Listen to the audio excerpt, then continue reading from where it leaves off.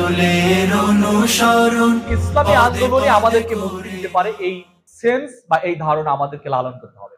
ইসলামী আন্দোলন ব্যতীত আমাদের মুক্তির আর কোনো পথ, ওয়ে, পদ্ধতি কোনো কিছু নেই। আমাদের প্রতিদ্বন্দ্বীকে, প্রথম হলো যে ইসলামিক কোন সংগঠন আমাদের যত প্রতিদ্বন্দ্বী, তার চাইতে বেশি প্রতিদ্বন্দ্বিতার জায়গা হলো আদর্শিক জায়গা। আদর্শ হলো আমাদের প্রতিদ্বন্দ্বী। ইসলাম, ইসলামের বাইরের যত শক্তি বা আদর্শ। তাহলে আমি একজন এই আন্দোলনের সবচেয়ে বেশি গুরুত্বপূর্ণ প্রতিনিধি হিসেবে আমার কাজ হলো লিইজহিরাহু আলাদ দ্বীনি কুল্লি, ইসলামকে বিজয় করার জন্য প্রচেষ্টা চালানো, ইসলামকে সকল আদর্শের উপরে বিজয়ী করার জন্য আমাদের প্রচেষ্টা। এখন সমাজতন্ত্র নাই, সমাজতন্ত্রদের আধিপত্য আমাদের সমাজে কম, পুঁজিবাদের আধিপত্য নাই, কিন্তু অঘোষিত পুঁজিবাদ আমাদের সমাজে আমাদের উপরে চেপে আছে।